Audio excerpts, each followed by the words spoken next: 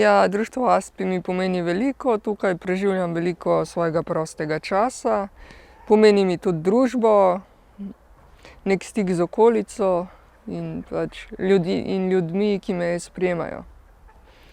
Društvo Aspi pomeni zame prijetno okolje. Okolje, v kateri se družim z meni prijetnimi ljudmi, spoznavam nove ljudi, družim se ob zanimivih dejavnostih, ki potekajo seveda tako v Domžalah, kakor tudi kje drugje. Predvsem mi pomeni pomembno izboljšanje kvalitete mojega življenja. V društvo Aspi sem prišla leta 2015 kot udeleženka usposabljanja prostovoljnih osebnih asistentov odraslih oseb z avtizmom. Trenutno imamo članov 105, zaposleni pa smo 3. Najmlajši, kot so rekla, je 16 let, najstarejši pa mislim, da je 65 let star. Leta 2018, ko sem bila 19 stara, sem izvedela za društvo, se vključila in takoj začela obiskovati aktivnosti, tako da je že 3 leta. Začela sem s skupino za mladostnike, pa s svetovanjem oziroma individualnimi pogovori z eno od zaposlenih, pa občasno sem šla na kakšno ustvarjalno delavnico. Torej, vsaka oseba je drugačna in do vsake je potrebno pristopiti zelo individualno.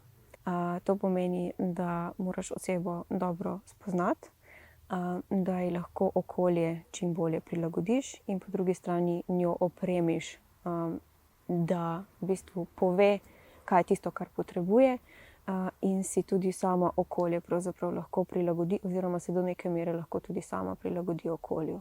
Ti naši člani, uporabniki lahko bi tudi rekli, čeprav se jaz izogibam temu izrazu, so zelo inteligentni, skoraj praviloma, imajo dober spomin ali celo odličen, imajo pa drugačen način razmišljanja in tudi izražanja.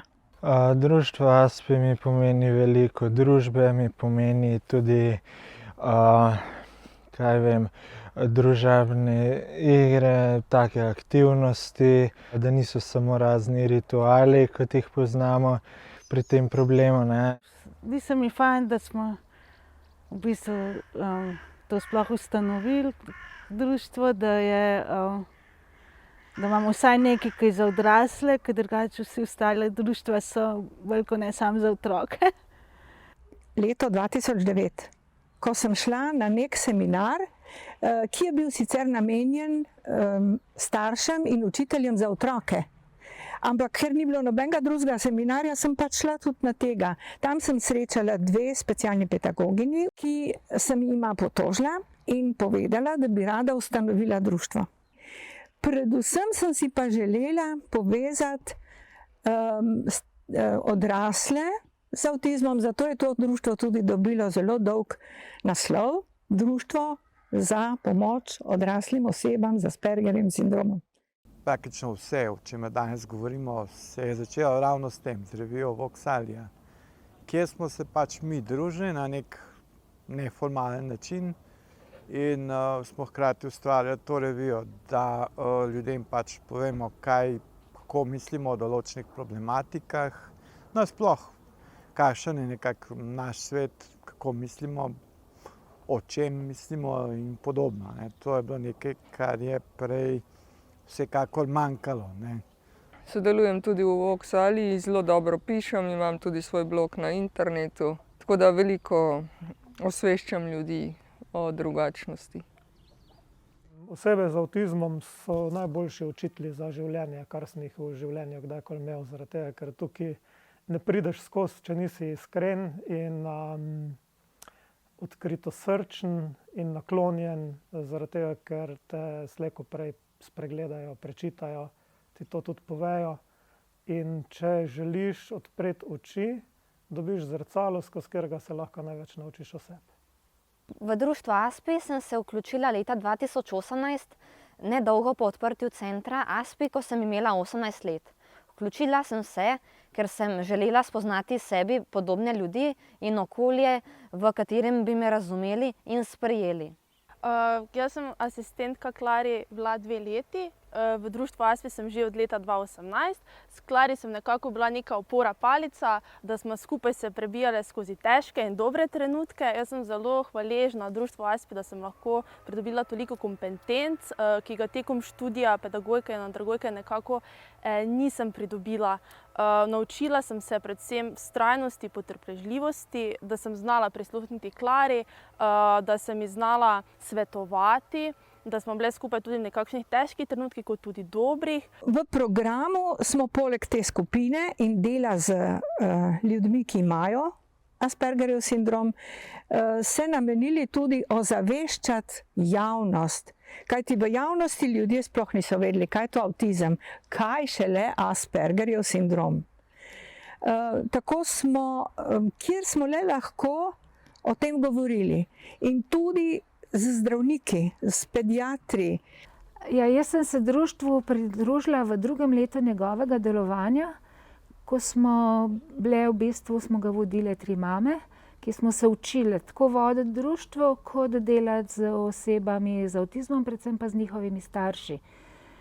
Naše osebe z avtizmom je takrat vodila prostovoljka, mi pa smo se starši dobivali v različnih kavarnah, ker nismo imeli še svojih prostorov. V tistem času smo tudi me 3 mame same financirale kompletno delovanje tega društva, brez pomoči kogarkoli.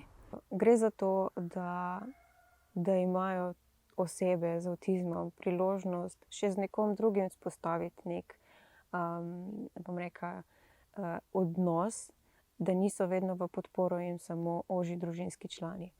Končno sem se navadila na nov prostor in ljudi, ker to mi kar nekaj časa vzame, ne.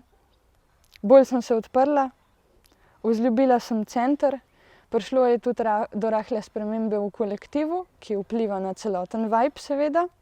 Delovanje društva se je začelo v Ljubljani, vendar brez nekih resnih prostorov. Malo smo gostovali pri enem od staršev, malo pri drugem.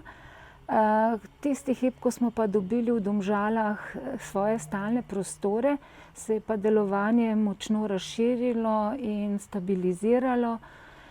Pri tem smo dobili tudi precejšnjo podporo občine Domžale, ki nas vsako leto podpira v naših projektih.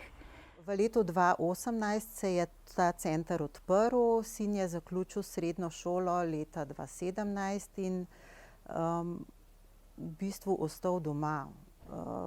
Tako da edini stik s svetom zunaj družine mu je bil center ASPI. Tukaj je najdu razumevajoče ljudi, ki so poznali njegove težave, so znali do njega pristopiti. In kar veliko aktivnostim se je pridružil. Ta skupina za starše res veliko pomeni. Od čist praktičnih nasvetov, kako ravnati, do tudi pač nasvetov, kaj jaz vem, kje dobiti kakšnega inštruktorja, kako se v kakšnem upravnem postopku, kam se obrniti. Marsikaj se tukaj deli. Že sama čustvena podpora je pa tudi veliko.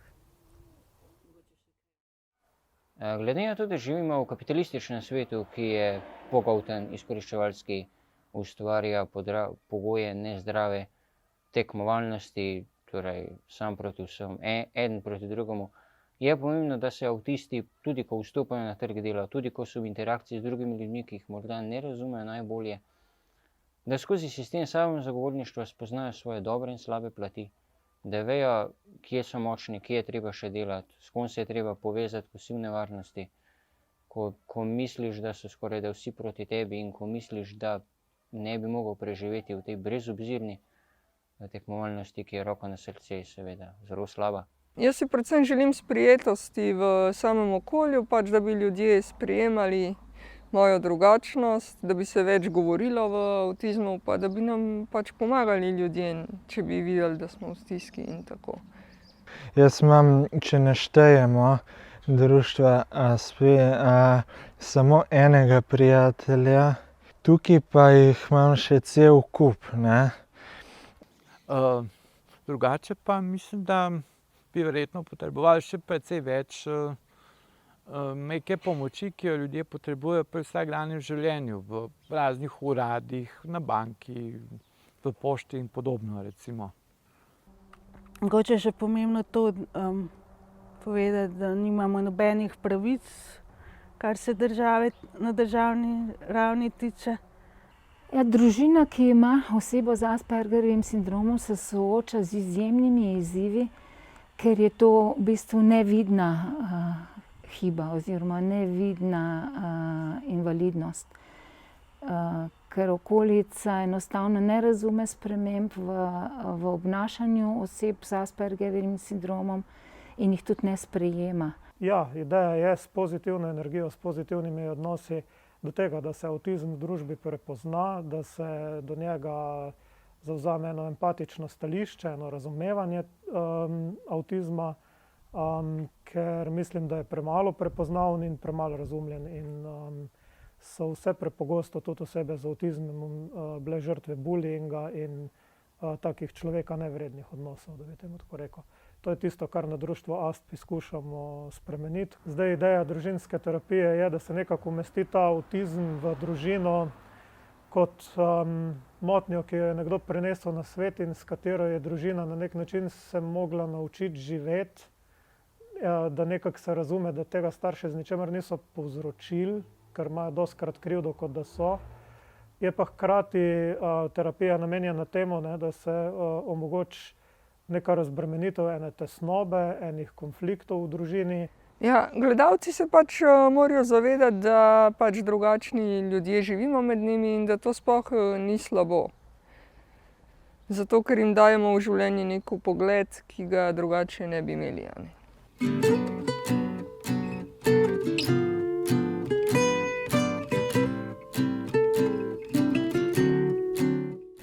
V bistvu so velike potrebe po tem, da bi tisto, kar zdaj naredimo, nadgradili, ali pa da bi nekdo drug izvajal tisto, kar potrebujejo naši uporabniki, ko prerastejo naše programe.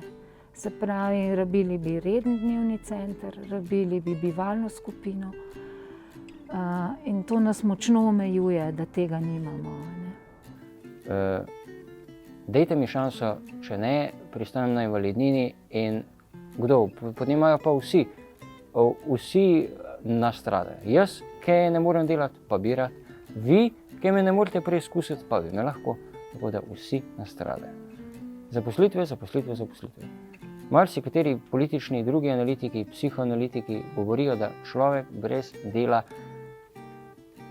nima dostojanstva. Ja, službo imam zdaj že 9 let isto. In je fajn, v bistvu večino časa rada hodim, čeprav se tudi kdaj kaj zgodi, da ni glih najbolj fajn. Ja, na teh 10 let lahko rečem, gledam pohvalno. Res. In se mi zdi, da je tudi javnost bliže, nekoliko nam bliže, oziroma Aspergerjem bliže.